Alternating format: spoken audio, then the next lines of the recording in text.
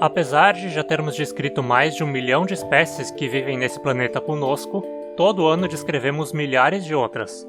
Ao escolher um nome científico para as espécies novas, os taxonomistas continuam, em grande parte, fazendo uso de latim e grego clássicos, mas cada vez mais é comum usar outras línguas como fonte de inspiração. Aqui no Brasil é comum que o tupi seja uma língua incorporada em nomes científicos, e é sobre isso que a gente vai falar aqui. O tupi em nomes científicos. Antes de a gente ver exemplos de nomes científicos usando o tupi, vamos ver algumas peculiaridades do tupi que precisam ser levadas em conta. Primeiro, o tupi não possui gênero gramatical como o latim, ou seja, as palavras não se classificam como masculinas, femininas ou neutras. Da mesma forma, o tupi também não flexiona em caso como o latim. Assim, se o nome genérico criado deriva do tupi, o criador do nome precisa definir o gênero gramatical que a palavra tem em latim científico. Afinal, todo nome científico é tratado como se fosse uma palavra em latim, mesmo que não seja. E como o latim tem gênero, a palavra em tupi usada no latim precisa também receber um gênero. Agora, se o epíteto específico deriva do tupi, ele é sempre invariável, sendo tratado como um substantivo, mesmo que seja um adjetivo. Ou seja, não importa qual for o gênero gramatical do nome genérico, o epíteto de origem tupi não vai se alterar para concordar com o gênero do nome genérico. Existe outra diferença importante também na formação de compostos. Em latim, quando criamos um composto, colamos o primeiro radical ao começo do segundo radical e a palavra termina com a terminação adequada do segundo radical. Se o segundo radical começa com uma consoante, inserimos um i entre os dois radicais. Se a palavra for de origem grega, a letra inserida é um o. Em tupi fazemos a mesma coisa juntando dois radicais e a terminação adequada do segundo.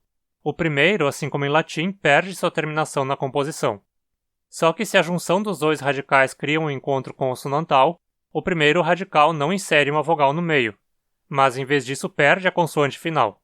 Vamos ver como isso funcionaria com um exemplo. Se você quer dizer, por exemplo, comedor de peixe, você vai pegar em latim a palavra para peixe, piscis, e a palavra para comedor, vorus. Os radicais são pisc e vor. Você junta os dois radicais, deixando só o segundo com sua terminação. Mas como o segundo radical começa com consoante, você insere um i no meio, piscivorus. Em grego latinizado, temos as palavras ictis, peixe, e phagos, comedor. Os radicais são icti e phagos. Como phagos também começa com consoante, inserimos um o no meio, ictiófagos.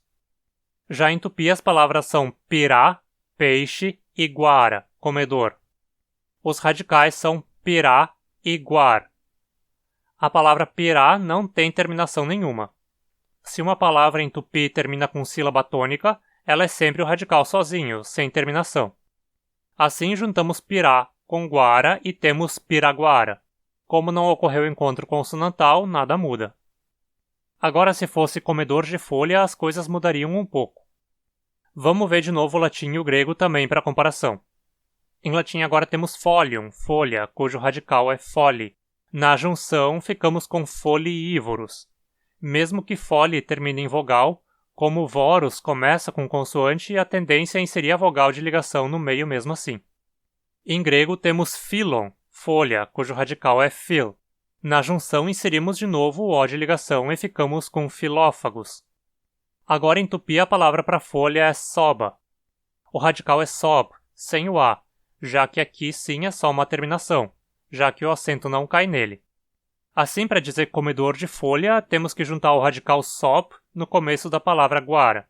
Mas sob-guara causa um encontro consonantal do B com o G. Assim, o B cai fora e a palavra fica sendo soguara. Então essa regrinha de como juntar radicais é muito importante para formar compostos em tupi. Essa é uma explicação bem simples, mas suficiente por enquanto. Será que eu já mereço o seu like? Infelizmente, essa regra não é lá muito respeitada quando os taxonomistas vão tentar criar eles mesmos um composto de palavras isoladas, justamente porque o conhecimento deles de tupi é baixo ou praticamente nulo. Mas vamos lá ver exemplos de nomes científicos reais criados a partir do tupi. Vou começar falando de exemplos dentro do grupo com que eu trabalho, as planárias terrestres. Entre as planárias terrestres brasileiras temos um gênero chamado Isoca. Essa palavra vem do tupi Isoca, que significa algo como verme. É um termo geral dado para animais, em especial de corpo mole, como vermes, larvas e moluscos. Dentro do gênero Isoca, temos várias espécies que possuem epítetos de origem tupi também.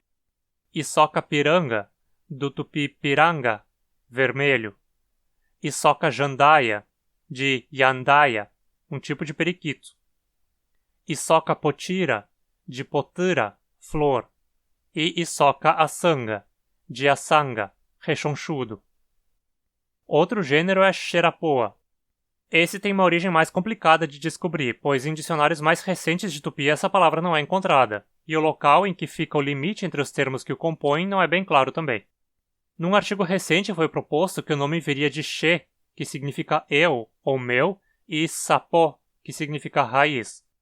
Sapó pertence a uma classe especial de substantivos que começa com o prefixo S ou T e que muda em algumas situações. Quando precedido por um pronome possessivo que não seja da terceira pessoa, esse S muta para um R. Assim, minha raiz seria Xerapó. O nome estaria relacionado à presença de várias papilas que espécies desse gênero possuem nas bordas da cabeça, lembrando raízes. O fato é que Xerapó, como minha raiz, seria um nome bem bizarro por diversos motivos. Primeiro que esse uso de Xe, meu, aí não faz sentido.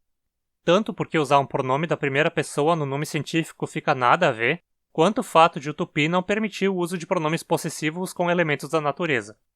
Mas a provável origem real do nome pode ser encontrada num vocabulário manuscrito sobre a língua tupi que se encontra em Lisboa e que foi montado no começo do século XVII. Esse vocabulário foi publicado no Brasil primeiro em 1938 e depois numa versão ampliada em 1952. 3 anos antes do gênero Xerapoa ser descrito.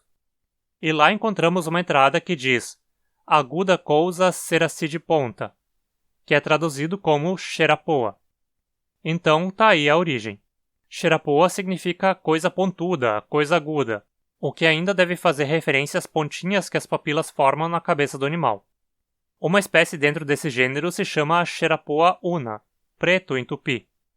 Outro gênero com nome de origem tupi é Imbira, que vem de umbira, casca de árvore, especialmente uma fibra feita de tiras de casca de árvore.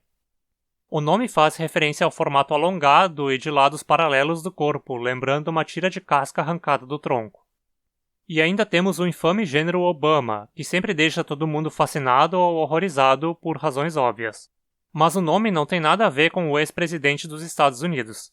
Ele vem de uma composição do tupi oba, folha, e ma, animal. Ou seja, animal de folha, animal folha, que lembra uma folha. Mas esse nome não está muito bem montado não. Primeiro que a palavra para folha deveria aparecer como soba e não simplesmente oba, porque ela é um desses substantivos com prefixo S, da mesma forma que a palavra sapó, raiz, já mencionada. E o radical então fica sob. O A final é apenas uma terminação. Além disso, ma tem um sentido bem geral de coisa não humana, podendo ser um animal, uma planta, um objeto qualquer. É assim melhor traduzido como coisa que como animal. De qualquer forma, na composição teríamos sobma, que se tornaria soma. Mas o significado disso seria algo como coisa de folha ou animal de folha. Mas aí o nome não soaria tão legal, né? Enfim, existem vários outros casos de usos do tupi em nomes de planárias, mas vamos falar um pouco de outros grupos também. Entre aracnídeos, especialmente aranhas e opilhões, o uso de tupi vem sendo comum também. Um caso é o gênero de caranguejeiras Ibirapora, que vem do tupi ibirá, árvore, e pora, habitante, ou seja, habitante das árvores, arborícola.